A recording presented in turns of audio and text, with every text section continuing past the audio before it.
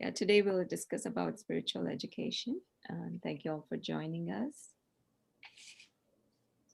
Till now, we have dealt with the education which can be given to all children born upon earth. It is concerned with purely human faculties. But one need not stop there. Every human being carries hidden within him the possibility of a greater consciousness beyond the frame of his normal life, through which he can participate in a higher and vaster life. Indeed, in all exceptional beings, it is always this consciousness that governs their life and organizes both the circumstances of their life and their individual reaction to these circumstances. What the human mind does not know and cannot do, this consciousness knows and does. It is like a light that shines at the center of the being, radiating through the thick coverings of the external consciousness. Some have a vague perception of its presence. A good many children are under its influence, which shows itself very distinctly at times in their spontaneous actions and even in their words. Unfortunately, parents most often do not know what it is and do not understand what is happening in their children. Therefore, their reaction with regard to this phenomena is not happy, and all their education consists in making the child as unconscious as possible in this domain, to concentrate all its attention upon external things, thus forming the habit of looking upon those alone as important. It is true that this concentration upon external things is very useful, provided it is done in the proper way. The three lines of education, physical, vital, and mental, deal with that which may be defined as a means of building up the personality, raising the individual out of the amorphous subconscious mass, making it a well-defined self-conscious entity.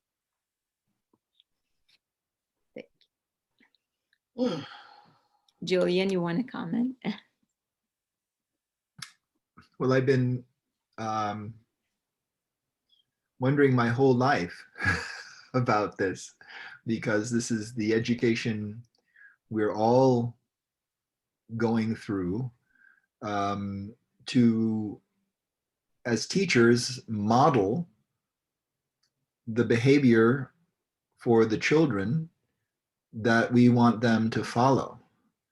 And I was reading recently an article about Inuit culture and how they did not have the kind of scolding or even for those who consider themselves progressive, trying to use scientific methods. I am reminded of my son who was in tears over Thanksgiving vacation, and I asked him why, and he said, because I have to go back to school on Monday. And I was so horrified, and I said, why? And he said, they marked down on the board the children who have to stay for detention. It was like behavior modification. And we went to see the teacher, and the teacher said, I usually don't say this, but your son is going to be the star pupil next month. But his empathy for those children who were misbehaving and would get a mark next to their name and another mark next to their name filled him with a kind of dread. And he did not want to be in that atmosphere. And I see time and again that we commit cruelties that are we're so numbed to in society that we don't understand that we are committing, and that children who have this opening are brutalized in a way by the media and by our own inability to have self-control. And the Inuit told stories afterwards, and always in a playful kind of way, to give like a morality tale and to illustrate the empathy and the behavior rather than do what we would do with this kind of increasing levels of threats or timeouts or all of the strategies that we use to try to control a classroom and work with the children.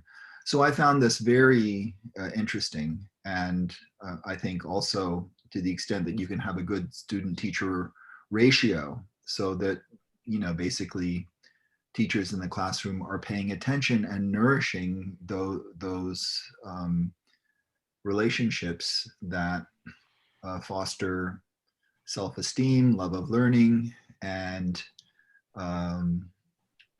tolerance, kind of. It does lead to terrible things sometimes in the classroom. There was a child who was playing barber with the other child and cut off a lot of hair. Things happen very quickly that are shocking, but how we react to them and use, at least in the where we taught in Stanford at the Early Learning Center, to use descriptive language and not judgmental language, and not to put kids in a box. And when there was a problem, to think in terms of what it is that we loved about those children first, and to try to change our own attitudes. And I think you find often, when, I think I've mentioned this before, when teachers complained in the ashram about some children, the mother would always turn the tables and say, what could you be doing to make it more interesting? She always took the side of the children against the teachers. So we have to be better models, is my take, in order to open this possibility of psychic education and not plaster over this beautiful, sweet soul that's trying to emerge. Thanks, Julian. I know, I mean, these days there's a lot of research, a lot of schools are at least implementing mindfulness or other activities instead of detention. So hopefully we'll have more schools and also parents adapting to that.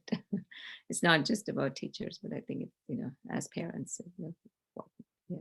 Well, that was the wonderful thing about videotaping in the class where we were, so we could show the parents the children that they didn't know, aspects of their personality. And because we documented it, it wasn't a thing of arguing or telling stories. It's like, here's the video.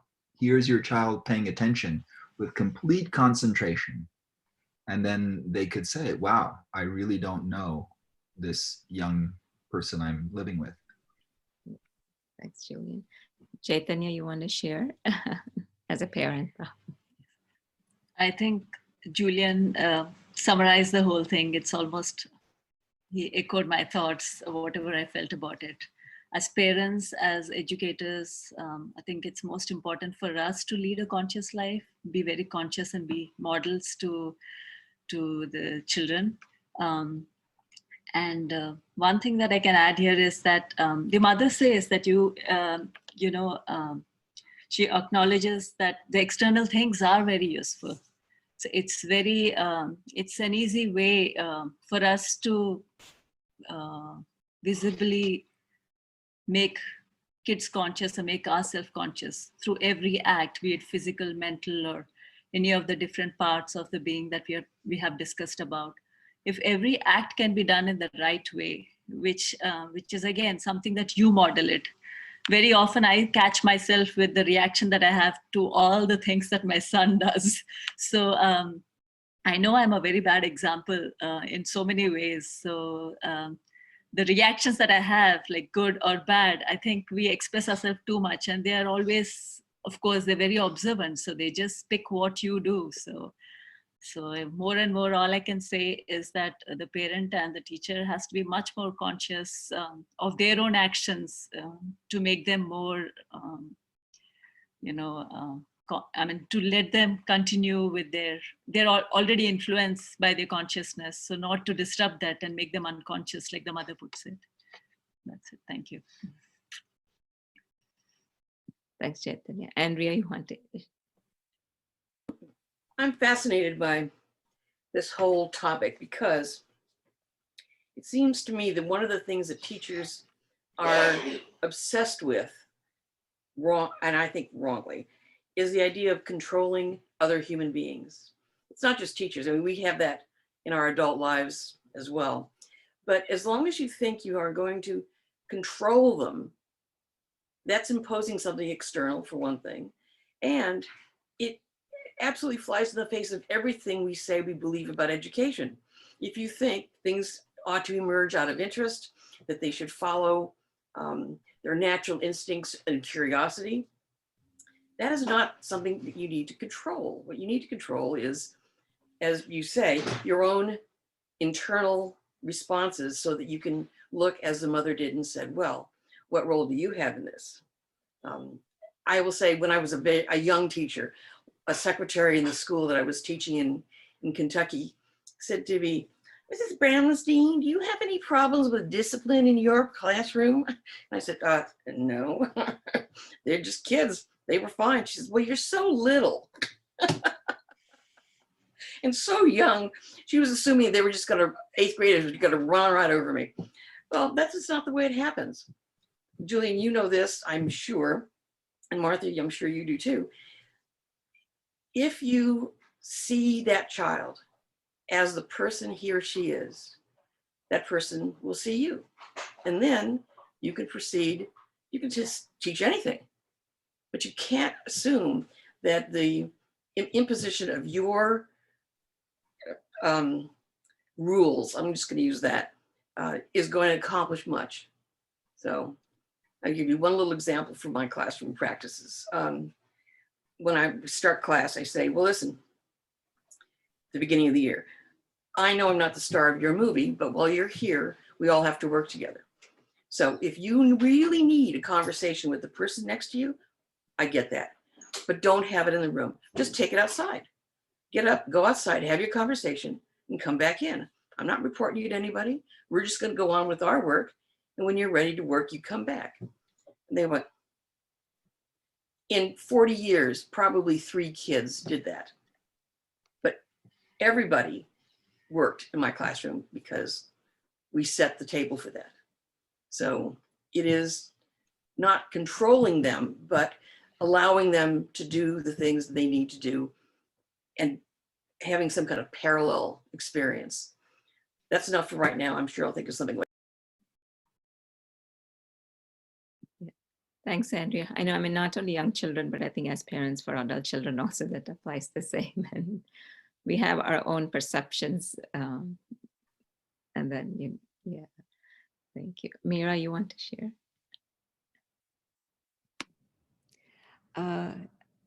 When I heard Julian talk about it as a teacher, as a good role model, I was thinking about my father, who was such a big role model to us. He was able to do a lot of things with the help of the mother's grace. And and he talked about all his activities to us. And then, so that's how we understood like how things can be done and how he could even just, just do simple things with the grace. And so that's a big lesson for us in our lives. And as Sri Aurobindo says, that the best way to progress is through putting the psychic education in the front, and then constantly offering everything, constant self-offering to the divine. And Mother also talks about poetry, music, and art as being the soul educators for the soul. And I think those 3 things play an important part in the children's lives. And also Kirit Joshi, one of Mother's Sri Aurobindo's devotees, he always said that psychic education it moves towards truth, beauty, and goodness. And it's a builder of inner life.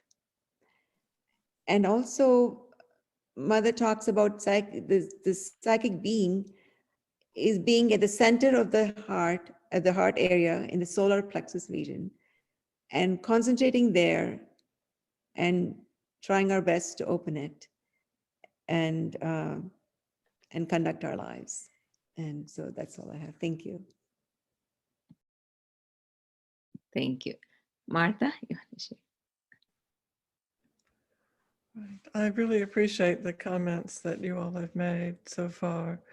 Um, I've been reflecting on this too, and how um, everyone is endowed with a psychic being, with a soul. And so much of our role as parents or as teachers is to foster the revelation of that to the extent we can.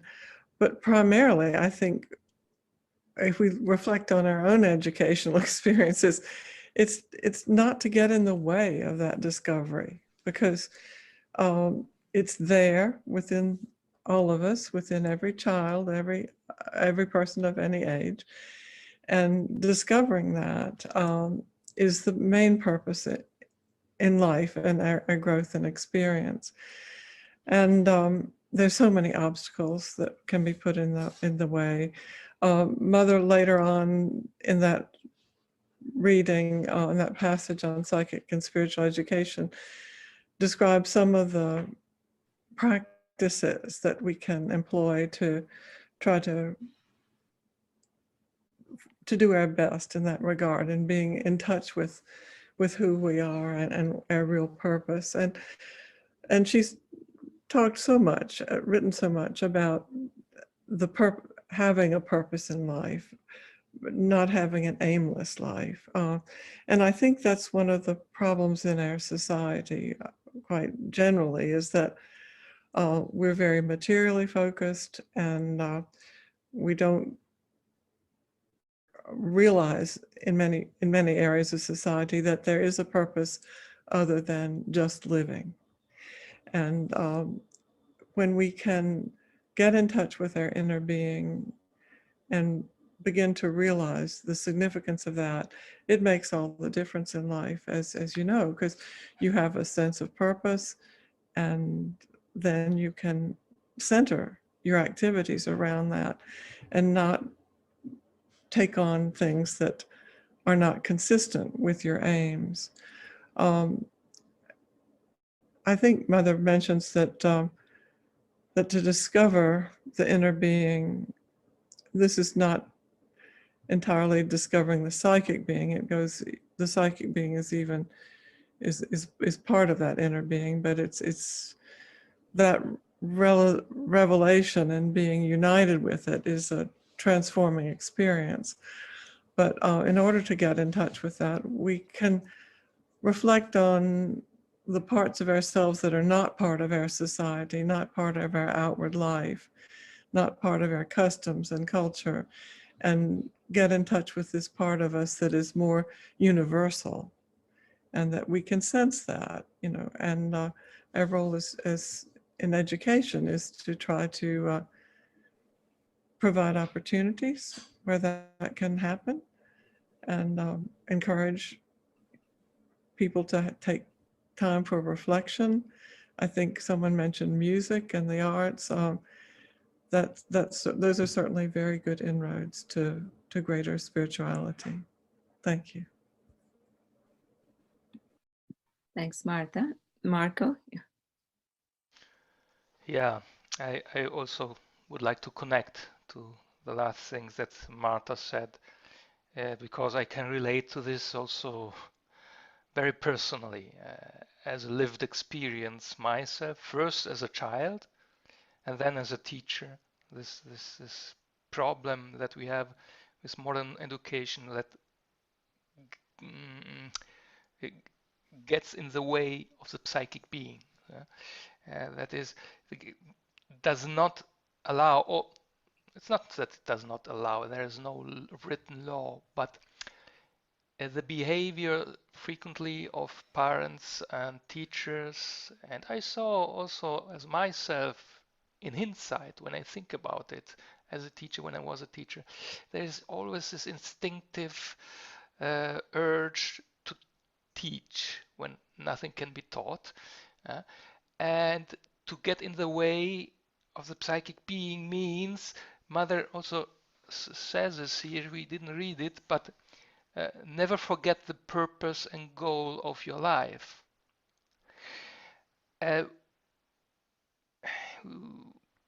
we live, I think, in a society that more or less implicitly says, well, it's okay, nobody knows what is the purpose of life, and shut up and calculate, shut up and make your things.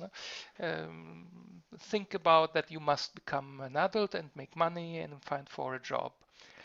And this is, maybe it's not expressed in this direct manner to a child, but indirectly. I can remember very well when I already, as a child, I was very interested in metaphysical issues and spirituality, and so, and at those times there was no internet, and my parents were absolutely against this because they say, oh, you're losing yourself in a world. Now I know that I was searching for purpose in life.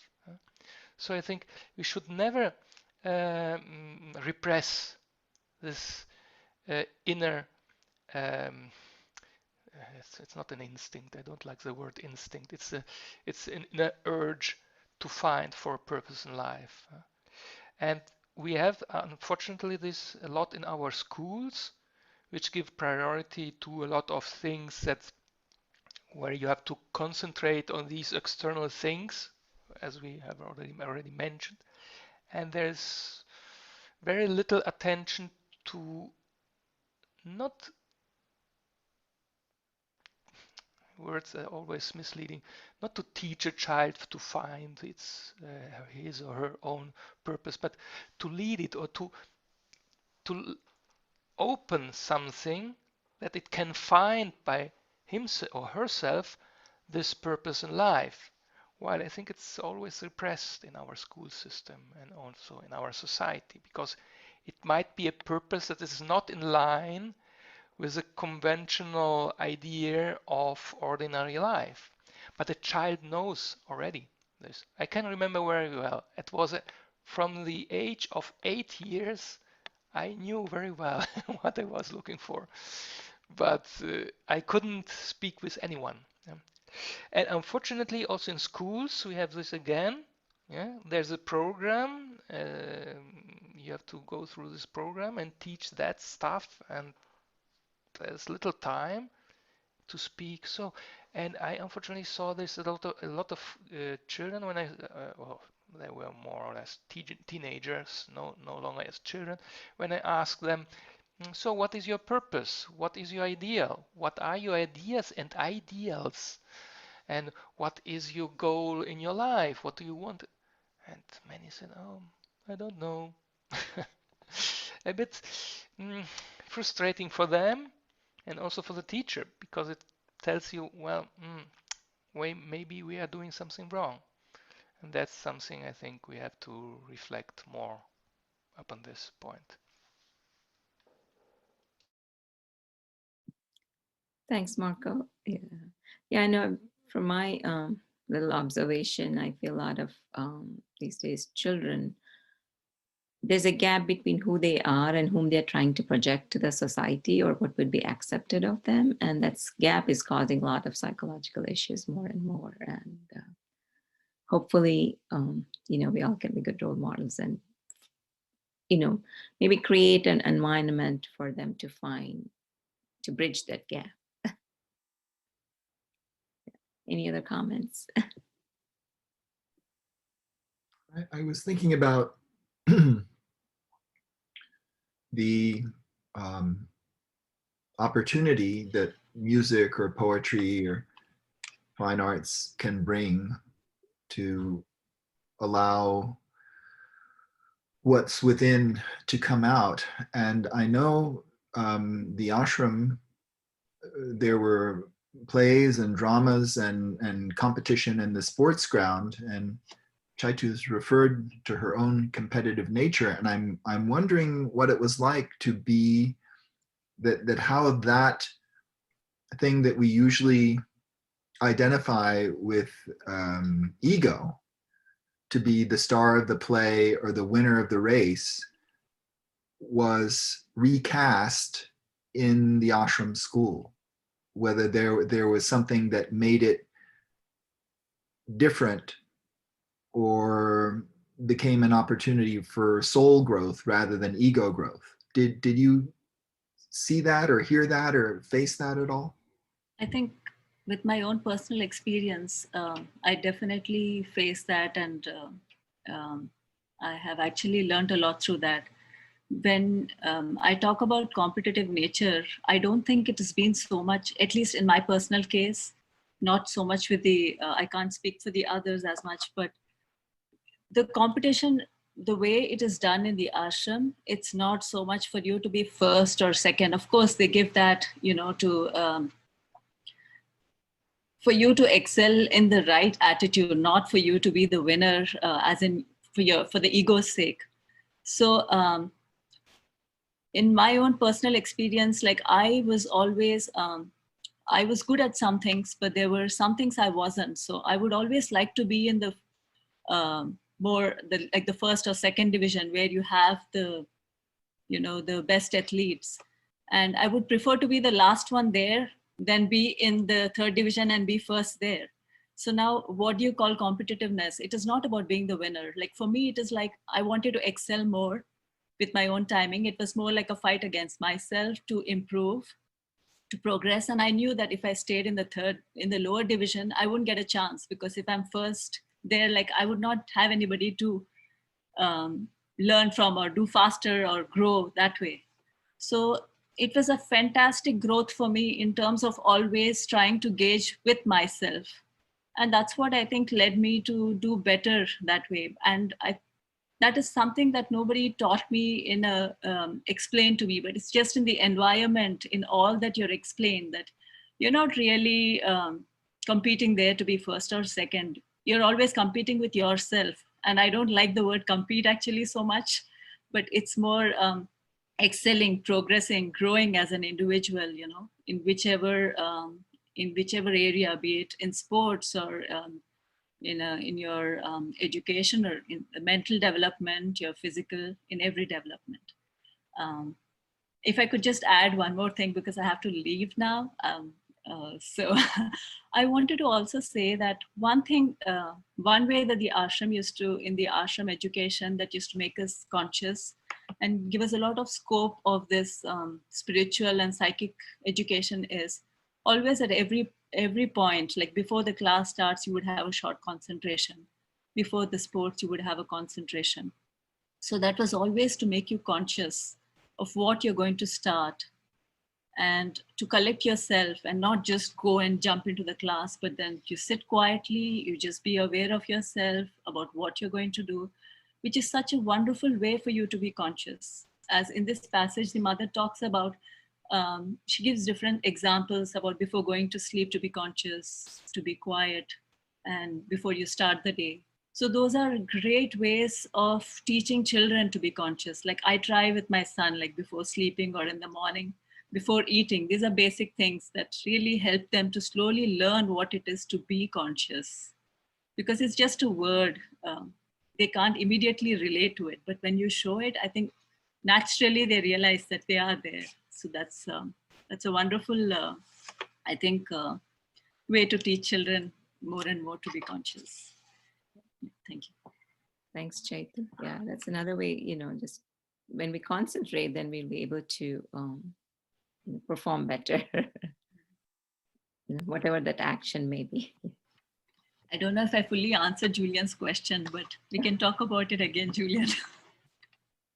A lot of this talk about finding purpose and the arts particularly reminds me of Mihai Csikszentmihalyi's work on flow, in which he describes the condition that people find themselves in when they are merged with their activity, whether it's athletic activity or music, or anything in which your ego is not a part of your actual performance of what you're doing. It is you and the dance, you and the song, you and body surfing are just one thing. And that's a very liberating moment. It gets you away from, I'm competing with myself or competing with the kid next door, to I'm doing this for the purpose of doing it. And the pleasure that that gives you is a way to get that transcendent spiritual experience. And once you know how to do that for yourself, you can continue to train yourself to do that. It makes life a lot more interesting. And it also keeps you from believing that the most important thing in this world, as Marco says, is get a job, pay your bills, and then you die. So I really loved reading his work when I ran across him in the 70s or 80s. And occasionally I like to revisit it to remind myself that's the best way to go about things, really, rather than just the rote, oh, this is how you write a letter. So that's all. This was coming out of Esalen because Michael Murphy was so inspired by his time reading Sri Aurobindo with Spiegelberg at Stanford and then going to the ashram. And you have coming out of there these ideas of human potential. And in parallel, this phrase of being in the zone and all these miracles, minor miracles that come from people in sports who in a time of peak concentration and focus and trying to be the best possible athlete that they can be, have a moment of self-transcendence and a mystical experience, and sometimes a kind of superhuman capacity, and that was their doorway to some kind of mystical experience. And whether it was playing golf or baseball or whatever, part of his life, Michael Murphy's life work, was to collect these anecdotes and say, even though we can't explain them, they happen. Miracles happen. And it can be a profound healing or a profound athletic feat that breaks the record because they're in this harmonious place. And that we hope that both teachers and students, that all of us can have that in whatever field we enter, that becomes a possibility of whatever we choose as a profession or as a way of being. And it's quite a lovely teaching to say that it, you know, all of these different realms of human experience have these portals to self-transcendence, and something that is, we say superhuman, but that's the human potential that we have. There's more to this than meets the eye. And I think all of us has felt that intuitively.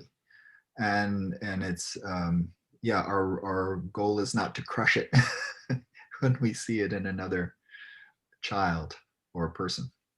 Julian, I think that's beautifully expressed. It calls to mind what Sri Aurobindo writes about the highest form of knowledge being knowledge by an identity. So I think in those experiences, there's no separation between the individual and what he or she's doing. You're sort of one with that endeavor. And in that complete absorption, you know, there's so much more potential. And for book learning, I mean, sometimes there are students who get completely absorbed in a subject and they lose all sense of time. And they're sort of one with that material that they're reading. For sports or music, I mean, what you describe is, these are just extraordinary experiences, but as you say, they're part of human potential. And to the extent that that can be unlocked and accessed, it's really wonderful. But I think also that it is not so important what we do, but how we do it. No? It can be also a very intellectual exercise, must not necessarily poetry or something artistic. It can be also something scientific, for example. Also in these domains, I think one can excel, and there's also perhaps a bit different conception, but there's also sort of competition, if you want. But another point that I feel is still now I see modern pedagogues are becoming aware of this. There's a lot of discussion going on with it. But this zero tolerance for failure that our education system, our society as a whole has, the failing is not seen as something as a learning process, but the failure of your personality, of your life, of you as human being. Whereas failure should be seen as just a step of a learning process. Of course, everyone does not like to fail, but I personally, maybe that's you as parents, perhaps you have already seen this. I don't have children, but I have seen also a lot of children when they fail, they laugh. They're not. I don't say that they are happy, but they are able to take it as just part of the play and enjoy also this part of the play. Whereas the other children who descant in a state of frustration. So it's also an aspect where we can work upon this idea of competition where you must win, and if you win you are a loser. There's always this concept, you loser and winner lose. This division of the society in winners and losers is something that is somehow deeply entrenched in our modern society, and this is again another aspect that should be revised in one way or another. Yeah, I very much agree. I think we've lost the sense of freedom to explore, and I think that's a big mistake.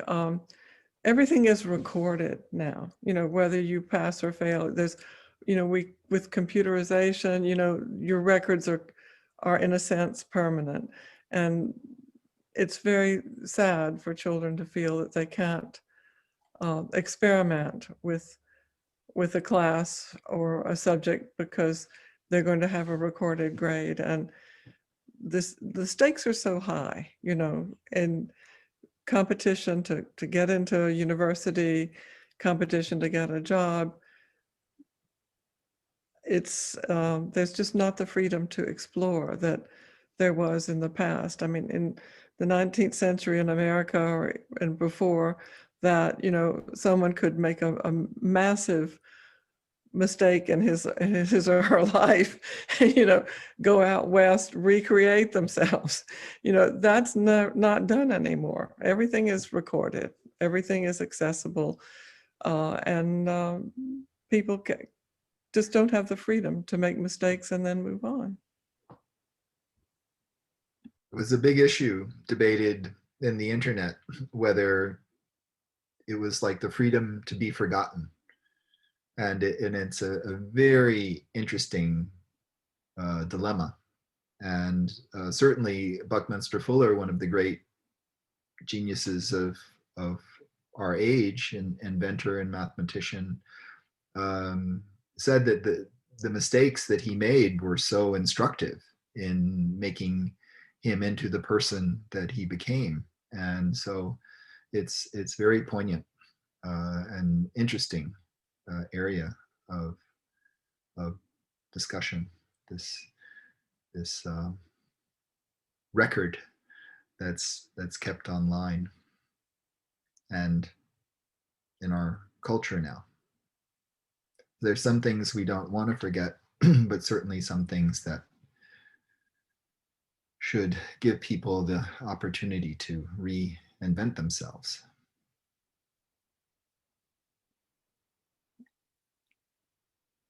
Thank you all. It was a wonderful discussion.